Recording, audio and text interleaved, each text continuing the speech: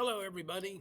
This is the final installment in Mr. Blake's preparing for the AP Human Geography test. This is Cities and Services, which I had recorded earlier, but for whatever reason, it decided not to save that recording, so I'm having to do it all over again.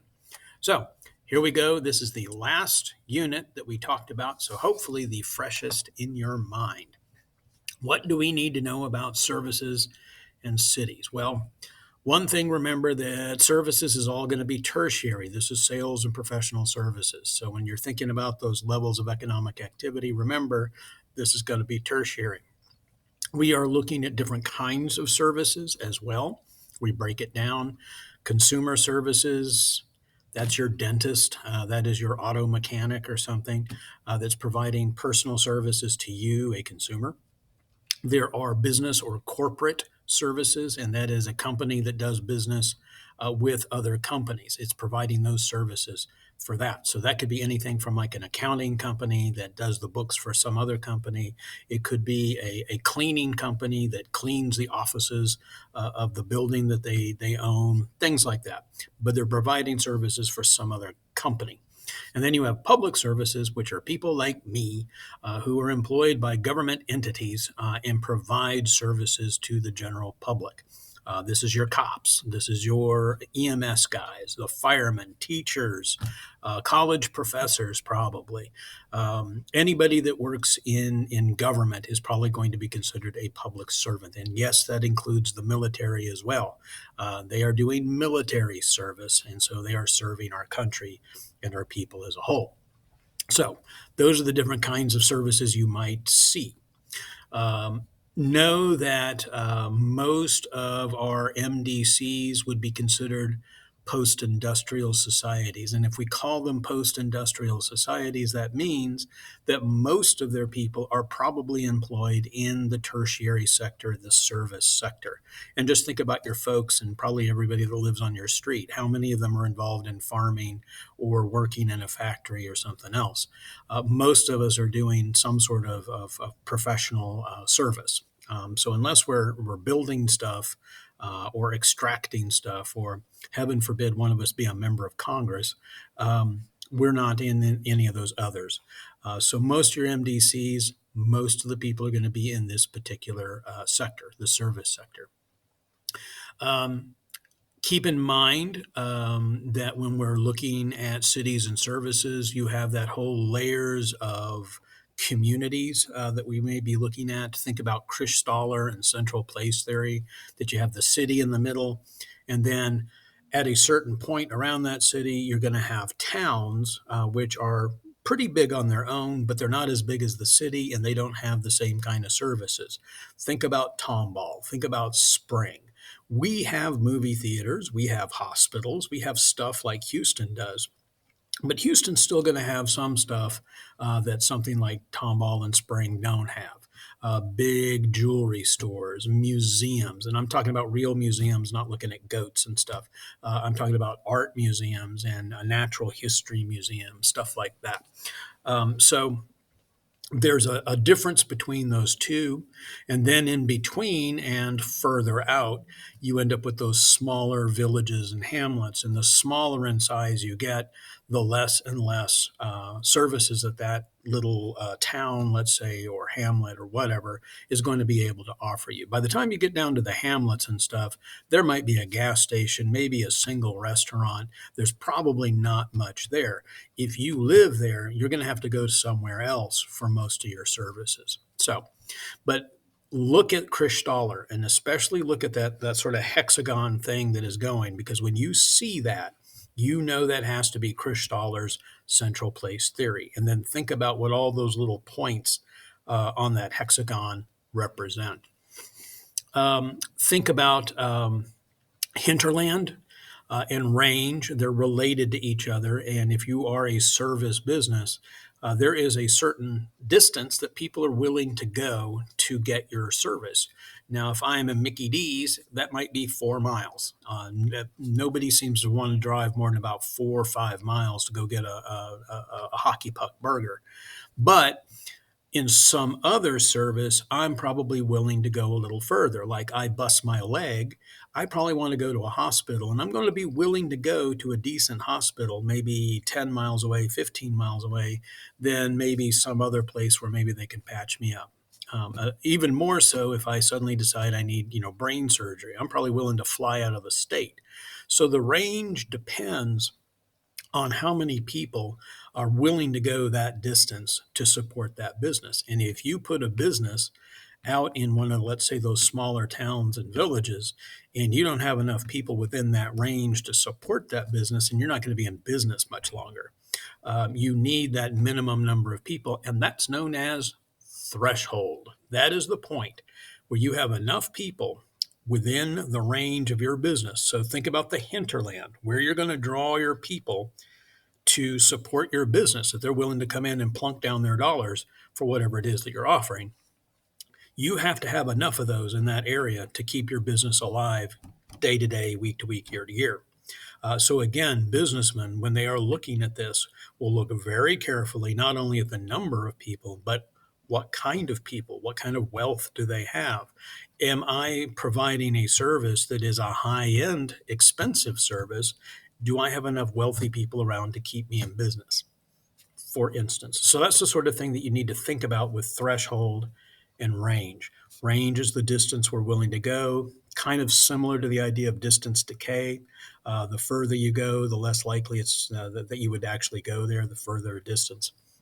Threshold, again, is dealing with this idea of how many people do you need to support that business.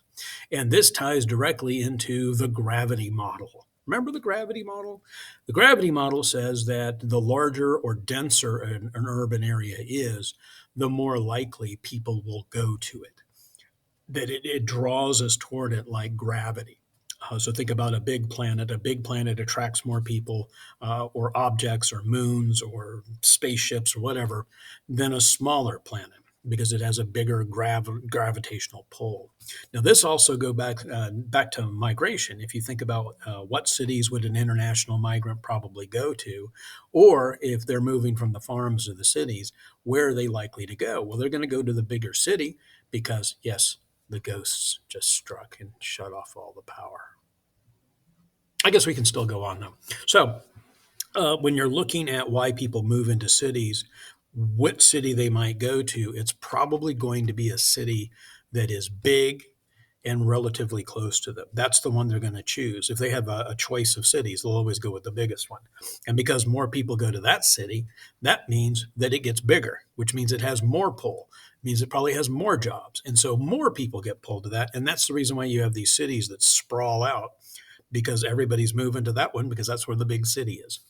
So again, think about the gravity model and think about how it also applies to business, that we're going to want to place our business where we have easy access to the very people that we're trying to sell our stuff to. So again, if I'm Mickey D's and I'm trying to sell Big Macs, I need to make sure that I got enough people in my gravity model to support me. I need about 40,000 people in that area in my hinterland. But it also helps if they're the right kind of people. What kind of people would want a Mickey D's Big Mac at 4 o'clock in the afternoon or 10 o'clock at night? If I'm in business, I'm going to be looking at this stuff and making sure that these are the kind of people. If I've got a whole bunch of old people, probably I'm not going to put a Mickey D's there because they're not really attracted to that kind of fast food. So think about it that way. Think about the rank size rule, that when we're doing rank size in a country, you'll have an urban area that is the largest. It's usually twice the size of the next largest city in that country. If you go down to the third largest, it's about a third of the size of the biggest city. If you go down to the fourth, it's about a quarter of the size of the largest city, and so forth. And the reason why that comes into play is, again, think about Christaller and think about that connection between the cities, the towns, the villages, and the hamlets. It kind of does the same thing if you think about it. And at each step down, there's going to be a decrease in the number of services provided in those cities. So the biggest is going to have the most stuff as far as services go. The next biggest is going to have a lot, but not as much as the biggest one, and so forth. Same thing when you're looking at cities. Think about, as you go into smaller and smaller areas, they're not going to have those services. And so people are going to have to go to one of those bigger areas, and that has to be within range for them because otherwise they won't go there. All right, primate cities. Primate cities are countries in which they have an overwhelmingly dominant city that has all the services, the transportation hubs on it, that's probably where most of the industry is. That's a cultural center. It's going to be a political center. That's probably where the national government is going to be based. All of these things, all the big things that you can think of in countries are all going to be focused on that one city. Big examples would be Paris in France, Moscow in Russia, London in Great Britain, Dublin in Ireland, and so on and so on. There's many countries that have a primate city. And the easiest way to tell is, again, think of that country. If you can think of a city and you can only think of one, the chances are it's probably a primate city country. Not all countries have a primate city. We don't, for instance. Our political power is centered in Washington, D.C. Our communication systems are based in New York City. Transportation is based in Chicago. And if you break things down, we find out that different cities seem to be the hub for all these different things. And so we don't have one that we're completely focused on. And other countries are like that as well.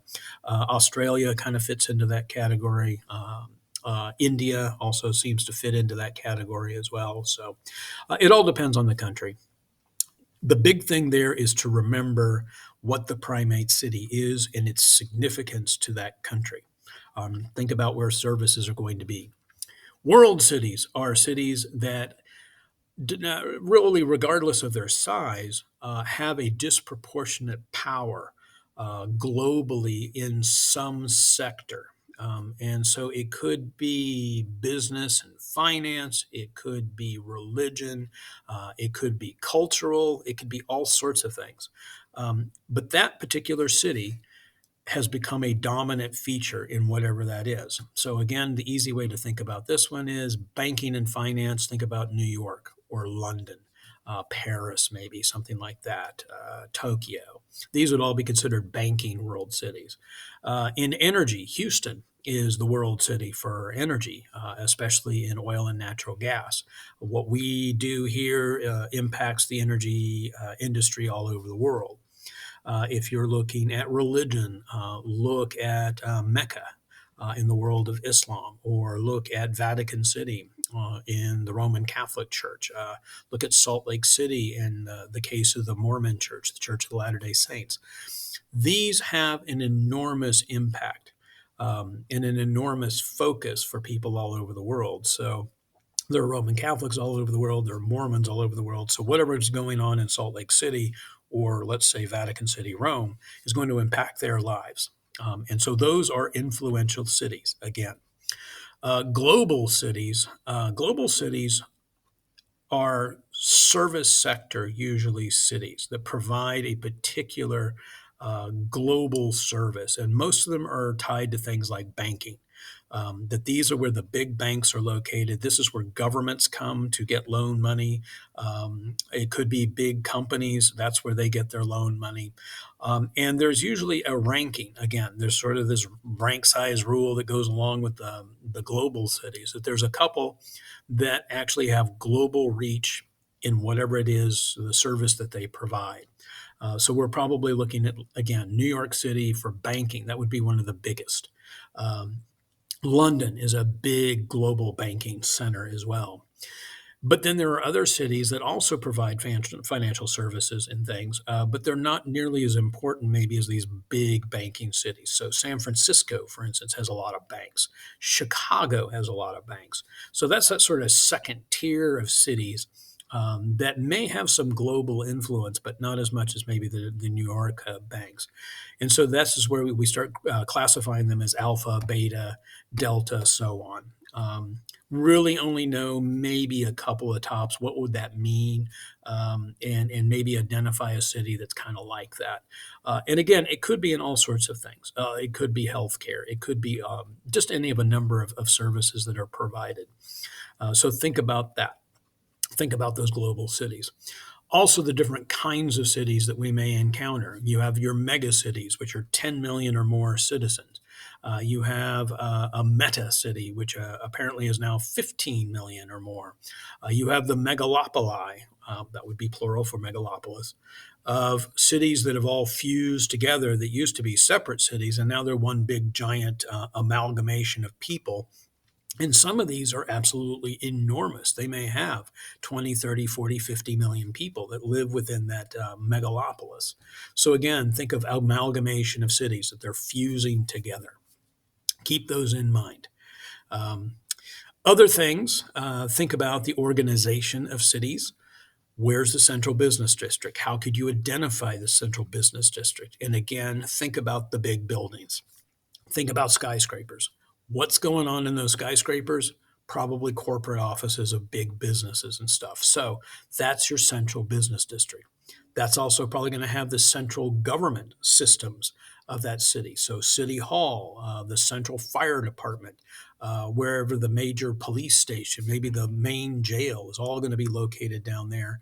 Probably most of your hospitals, maybe universities, things like that that are really big institutions are probably going to be located in or near the CBD. So keep that in mind.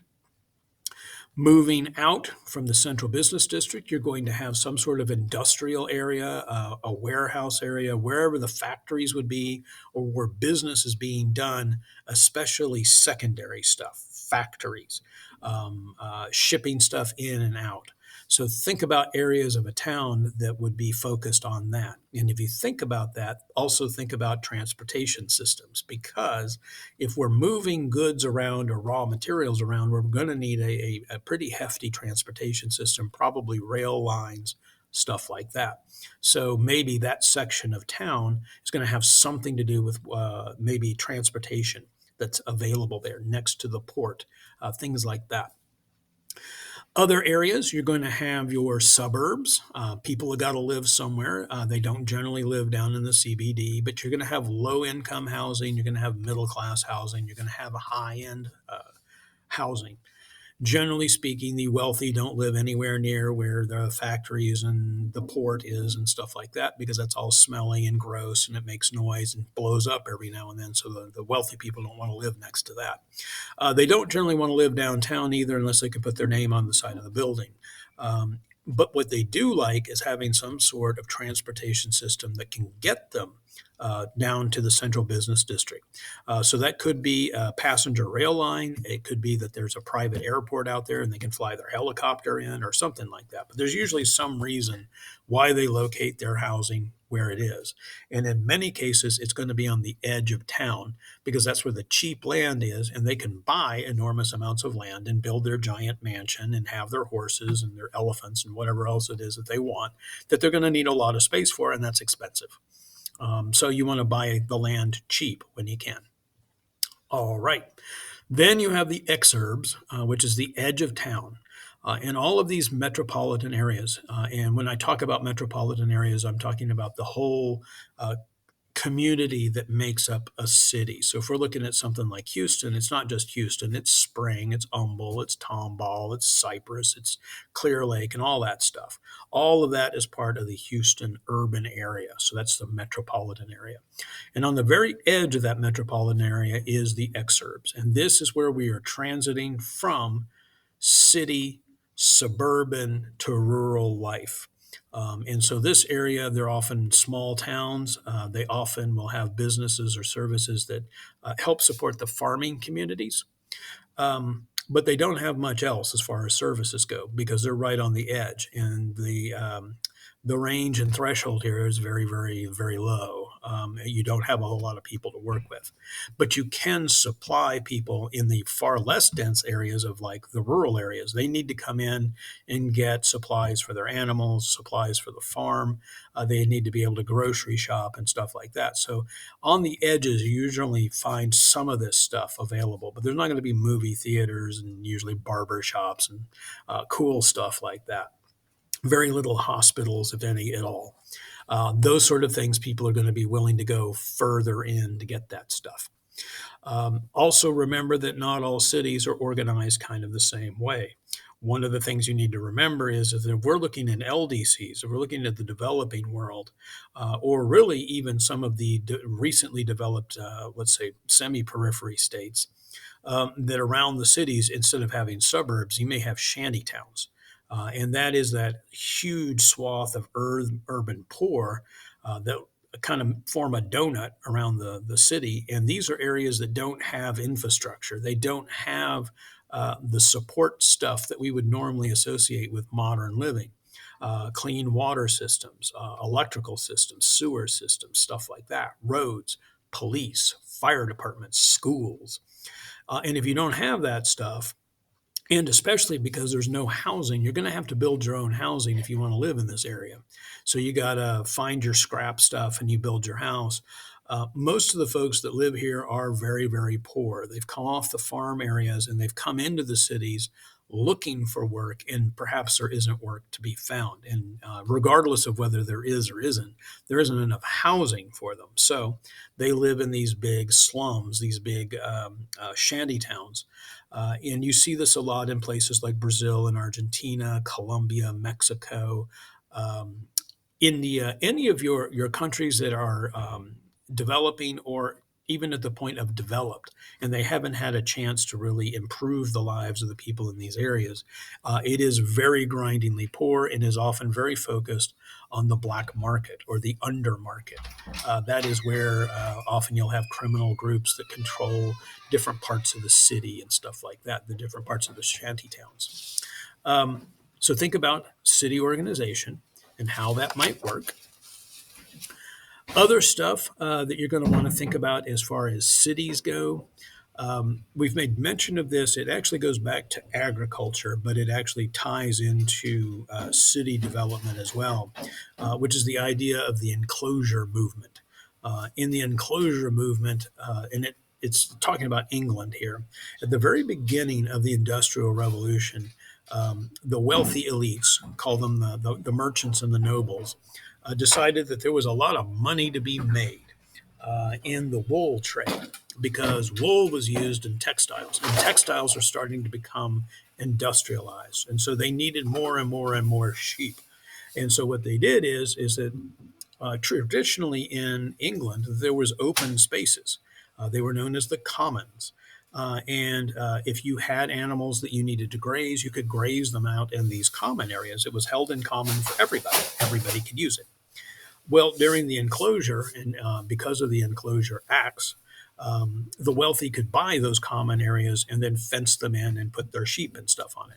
Well, if you don't have access to it anymore, that means you can't graze your animals anymore, and probably your farm's not working anymore either. So a lot of people gave up farming and started moving into the cities because that's where the textile factories were. So the enclosure movement it triggers a migration in England. And that is again at the very beginning of the Industrial Revolution, and is one of the things that we can point at and say, okay, that's when England really starts to begin to industrialize because they're having these populations move into the cities and taking these jobs. All right. Other things about cities that you absolutely need to know is your models, and there are a bunch of them. The big thing is that look at those models and be able to identify them by the way they look. And can you tell what's going on in each model? So let's start off with something easy. Burgess. It looks like rings, and that's why they sometimes call it the concentric ring theory. You have the city, central business district in the middle, and then you have rings that come out kind of like in Von Thunen, except for this time we're looking at a city and how it's organized. And what Burgess said is that close in, that's where you're going to find all your factories and stuff. Probably a lot of low income housing there too, because nobody wants to live next to a factory except for maybe the people that can't afford anything else. You go out a little further, that's your middle class housing. These are the people that might work in the city but commute out into the suburbs. So that's kind of suburbia. And then you go a little further out, you end up with this is where the wealthy people live. They live out on the edge because they can afford to travel. Maybe they have a chauffeur, maybe they have a helicopter, or maybe they can afford to take commuter rail or something like that. But they can afford the time and the cost. of making that commute out on the edge because that gives them the cheap land that they can build their big mansions on. That's Burgess. It looks like a target. And really, the only thing to remember about that model is where is who in those rings. And it's pretty simple if you think about it. Again, land is getting cheaper as you move further out. And so that may play a role in what kind of residential housing you see. The next one you've got to know is Hoyt. And Hoyt is the sector one. That's the one that everything kind of looks like pie slices. And what he was saying is that it is more what is available there, especially transportation systems, that's going to kind of shape what's going to be found in that area around the city. So in the center, you still have the central business district. That hasn't changed. But that pie slice going this way and the pie slice going this way might have something to do with industry, for instance. And again, industry needs access to transportation, especially heavy transportation like trains or ships or something like that. So that chunk of the city, that sector of the city may be devoted to warehouses and factories. Well, again, if it's warehouses and factories and it's loud and it's smelly, probably the people that live around that are going to be fairly low income because they either work in those factories and they need to be close by because maybe they can't afford a car or whatever, or that's all that they can afford. Maybe they don't work in the factories. That's just where they can afford to live. So that the area around the big industrial sector pie slices is going to be low income housing. Next to them then comes the middle class housing. These are the people that live in suburbia again. But again, they probably live in certain sectors and they're probably not going to be butted up right against industry either. They don't want to live next to the factories, so they won't. The final slice of the pie, if you will, is usually where your wealthy elites live, and that's going to be on the opposite side of wherever the factories and stuff are. They're going to get as far away from that as possible. And probably where their pie slice is some sort of easy transport system so they can get to the central business districts where their offices are downtown. And then again, it's probably a commuter rail. I know Houston doesn't have a whole lot of that, but in most major cities, they have some sort of way to climb on a train and you go down to work and you come on the train at home. For us, maybe it would be a major highway or something where we could jump in our car and go downtown and complain about the traffic. Or again, if you're a little more higher elite, you have your own helicopter over at Hooks Airport and you jump on your helicopter and you fly it in and land on top of the building at downtown and you go to work for a couple of hours and then you go golf or something. So think about where all that stuff would be found in that model. Ullman, and it's usually referred to the Ullman model or the multiple nuclei model, is the one where it looked like a whole bunch of puzzle pieces. There is no neat center to it anymore. There is a central business district, but it's kind of the old central business district. And next to it is probably the old industries, the old factories, the old warehouses and stuff. Probably close to that is going to be your low income housing again. But on this one, for instance, the new factories and stuff are going to be way out on the edge of town. And that's because, again, that's where the land is cheapest. If I need to buy up a whole lot of land to build a factory, I want to buy it where the land's cheapest because I'm going to need a lot of it. So if you look on his, on the edges, there'll be little clumps of like light industry and heavy industry, new industry. Somewhere there, you're going to see clumps of where the wealthy elites live. It may be a little closer or further out, depending on what you're looking at. But the big thing with the Ullman urban model is think about how broken up it is, because there's usually multiple CBDs now. There's not just the one. Now, there's going to be others. They're smaller. They're kind of like the Woodlands and stuff, but they're there. And then you'll have clusters of things around that, just like the big CBD has. So this one over here is going to have a little industrial area over here. It's going to have a little area of low-income housing and middle-income housing. So when you look at that one, just recognize Ullman for what it is. It looks like a puzzle with all these weird shapes in it. And that's usually the dead giveaway that you're looking at the multiple nuclei model, the nuclei being central business districts. There's also our Harris peripheral, sometimes known as the galactic model. And this is usually Houston, again, is a pretty good example of this one. Because the cities sprawl outwards, it's like a big circle of stuff. And then we build loops to connect this whole big circular city together. So it kind of looks like a big giant galaxy. And that's where it gets its name, the galactic model. We're a good example of that. So if you can think about where you would find stuff in Houston, you've got a pretty good handle on Harris's peripheral or galactic model. Just think of it that way. Think about the maps that we looked at Houston, where you have those rings of roads going outwards, connecting all the different parts of the city together. Pretty good example of it.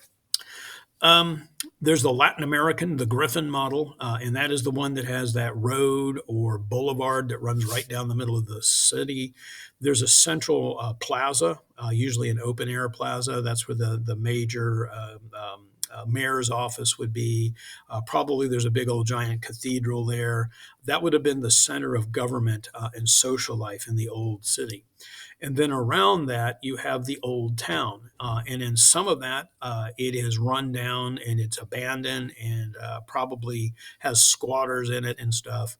Other areas are very run down, but they're still being used as residential or businesses. And then other areas have been gentrified and are actually kind of nice. One end of this town is going to have the industry.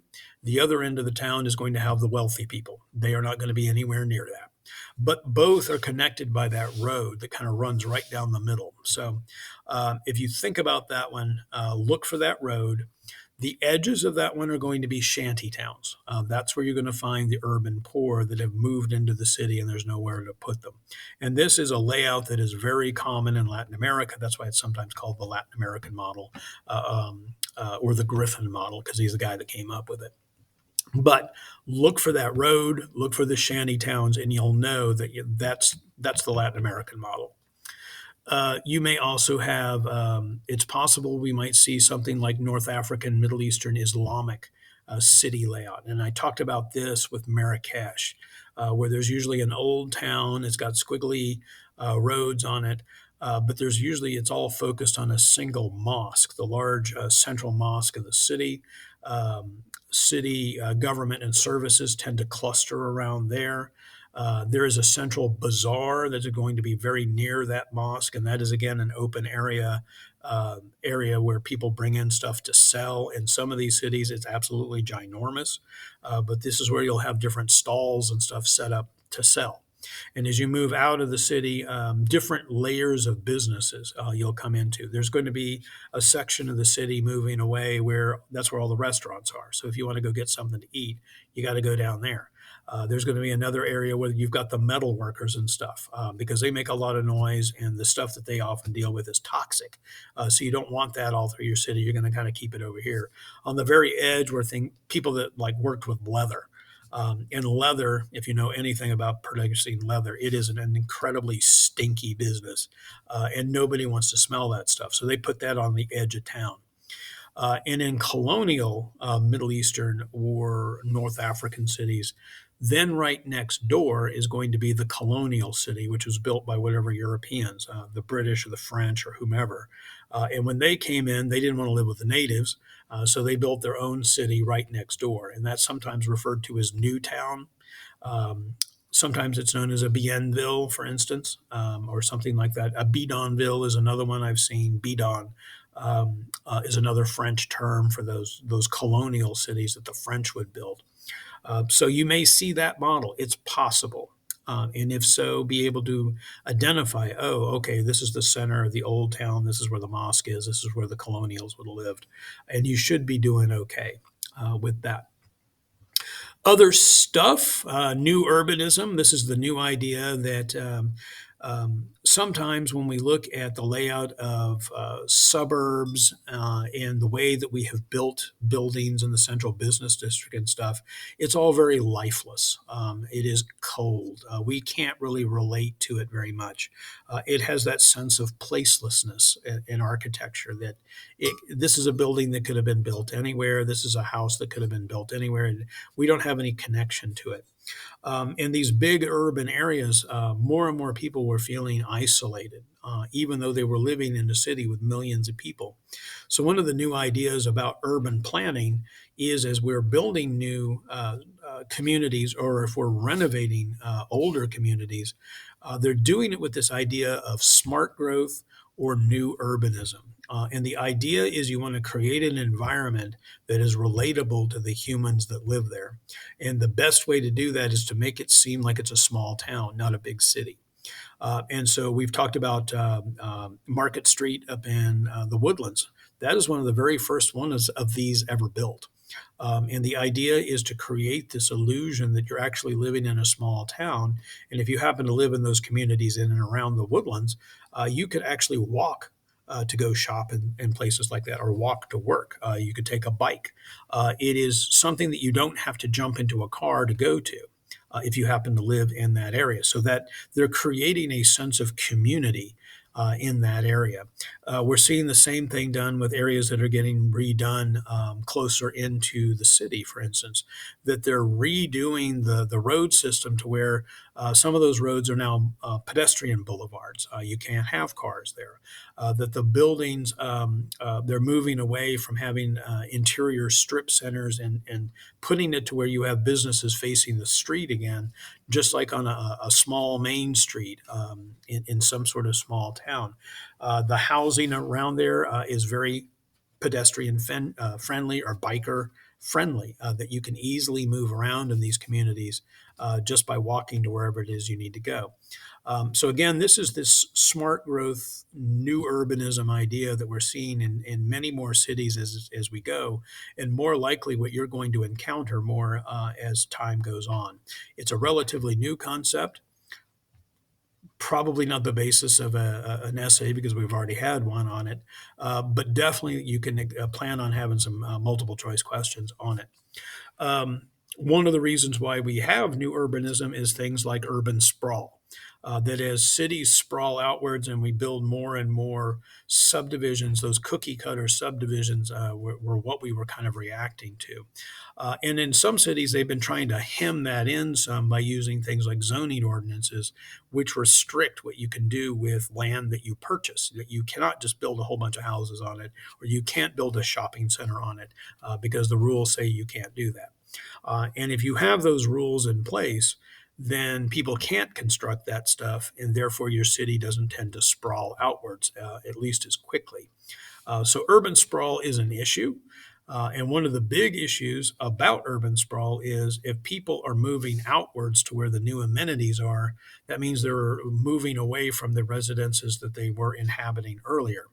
And this begins a cycle of decay in cities. As people move further and further outward, those areas that are closer into the city become less and less desirable.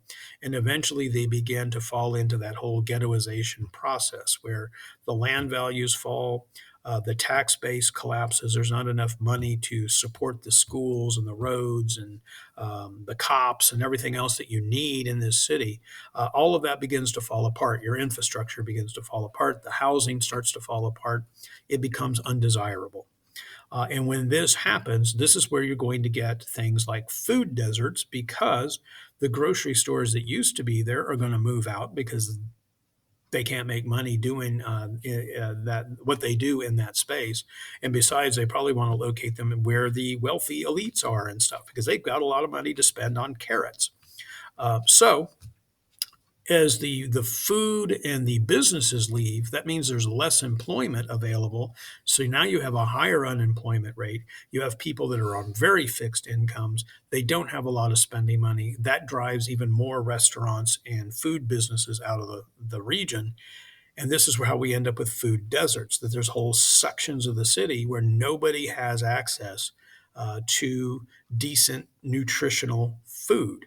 They have access to gas station food, maybe the corner bodega quickie mart, and then Taco Bell. That's their choices. And none of those are going to provide you decent, high quality, high nutrition food. And especially most of this is going to be expensive.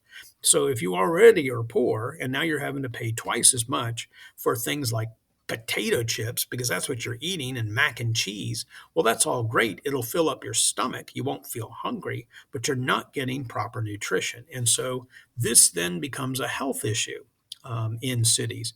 Amongst the urban poor, they often have very poor nutrition. That triggers all sorts of diseases, diabetes being one of them, obesity being another. It triggers all sorts of problems. You start having your infant mortality rate starting to go up because the mothers don't have proper nutrition. This is a big deal. And this potentially is a really good essay topic, too, because not only can you address what causes the food deserts, but also how could you resolve that problem? How do you convince people to bring in nutritious food in these areas where it's poverty stricken? They don't have a whole lot of money. And that's when we were talking about the buses and the trucks bringing food, especially the ugly food movement, because this is the stuff we were going to throw away anyway, because nobody wants to buy a carrot that looks like this.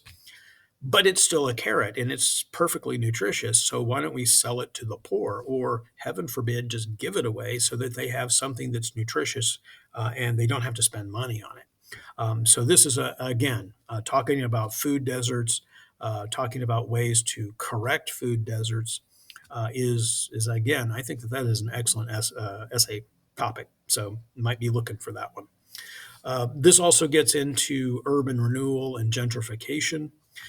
If you're dealing with parts of town that have collapsed economically, that they're poor, that they have become the hood or the ghetto or the barrio or whatever you want to call it, there are a couple of ways where they can kind of pull themselves out of this situation. One is gentrification, when people come in and start buying up those properties because they're so cheap, because nobody wants to live there, and they renovate them.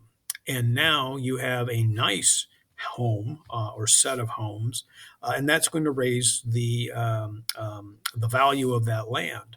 That means that there's more taxes coming in because the property is worth more. And most of our taxes are collected are property taxes. So that means now that we can fix up the roads and we can fix up the schools and we can fix the street lights and stuff like that. Well, all of that makes that area more desirable as well.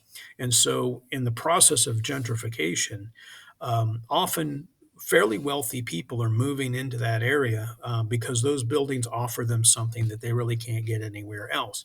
It may be old people that want to be closer to the hospital that's downtown. It could be like Ian and Trevor, that they were gay and they don't feel comfortable in any other neighborhood, but this neighborhood really didn't care who they were. So they could move in together there and they're perfectly happy. There may be lots of reasons why people move into these neighborhoods, but the long result is the whole area begins to become more valuable, which just incidentally drives out all the poor people, which now have to go somewhere else. They're going to move into some other neighborhood that is perhaps sliding down and is becoming less and less desirable. This whole process of people moving around in the city, moving towards the edge, moving into the places where those people that just left, that you have people moving into that area, that's all known as filtering. So as one group moves out, another group filters into where that group used to be. The city will not end up empty like that. There's always going to be somebody that's going to step in and want to live into that area. Many times it's migrants because they don't have a whole lot of money. They could be the urban poor moving from one area to another because that's now more affordable. As I said, the folks that don't make a whole lot of money, like musicians and poets and artists, guess what? That's where your art district is probably going to be, get started. That's where all the cool bars and bar music is going to be. So they're going to live in that area too, because that's the place where they can probably make some money. Again, this is also probably going to be dominated by crime and the under economy, the black market of illicit things that are out there. It's probably going to be headquartered there as well.